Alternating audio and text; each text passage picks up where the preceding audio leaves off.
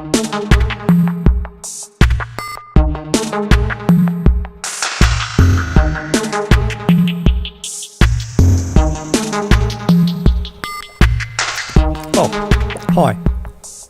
it's been almost 6 months since I did the last AC video, and today we're doing a small wrap-up. I've taken this chance to do a small wrap-up with the parallel circuit.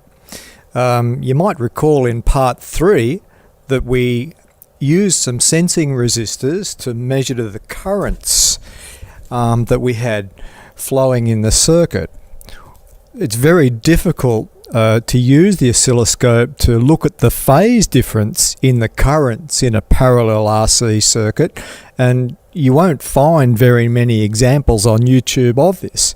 What we did in part 3, and I suppose that was a follow-on of part 1 and 2, we used small sensing resistors, and then by knowing the value of those resistors we can use the voltage across those resistors to serve as a current measure for the current flowing down through each leg of our circuit, or each branch of our circuit. Today we're going to do what I suggested that we might do in part 3, and that is to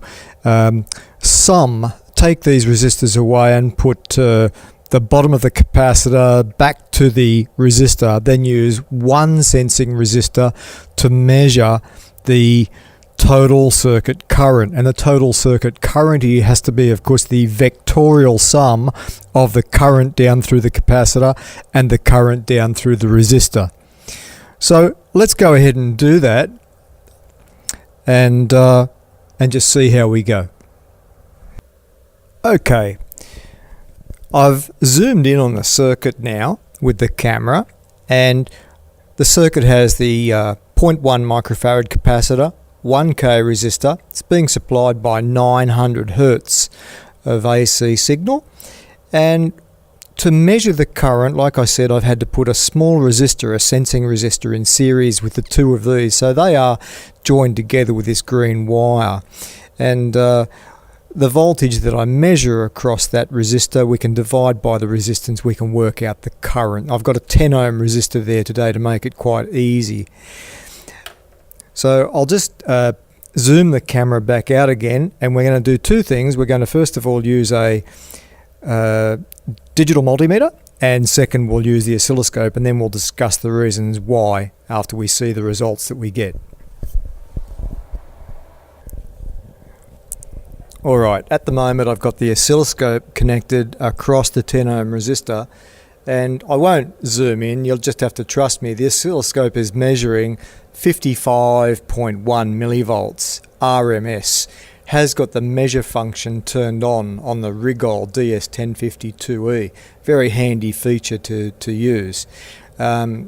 I've also, like I did in the third video, or maybe the second video in this series, I introduced the fact that I can use this input control as a very fine vernier and step up in 1 millivolt increments instead of 1, 2 and 5.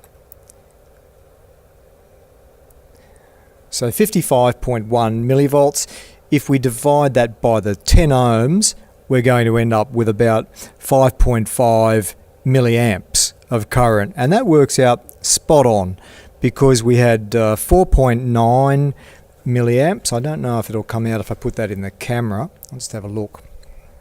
It's been calculated two ways here. We've used, first of all, for the calculated values, simply VS, which was 4.9 volts coming from the signal generator, divided by the 1K resistor to give us 4.9 milliamps. VS divided by XC, which was calculated at 900 Hertz to get 2.77 milliamps. And then we can use Pythagoras on that to work out the resultant, which is 5.63 milliamps. Secondly, measured using two 10 ohm resistors, one in each leg, we came up with 4.8 milliamps, 2.9 milliamps.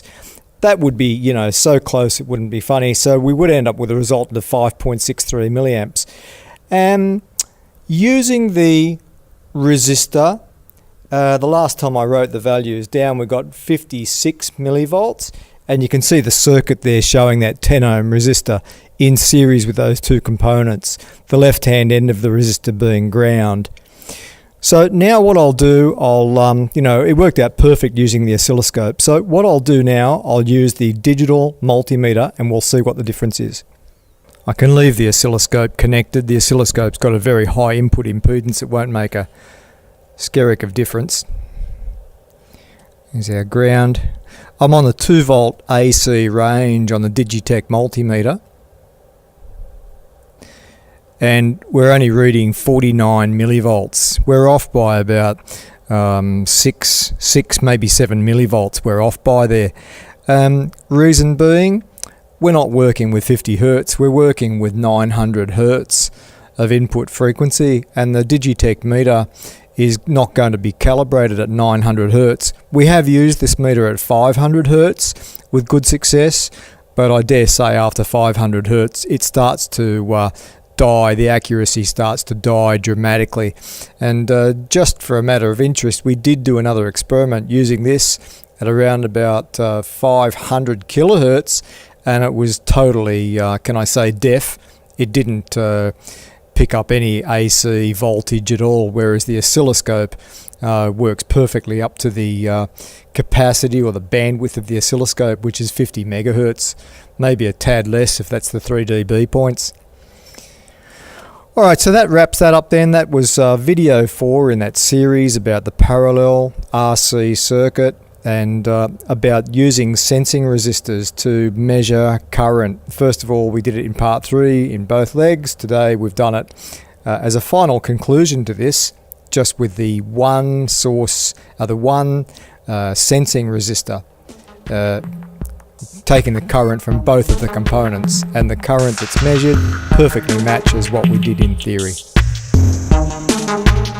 This has been Greg Moore from New South Wales TAFE.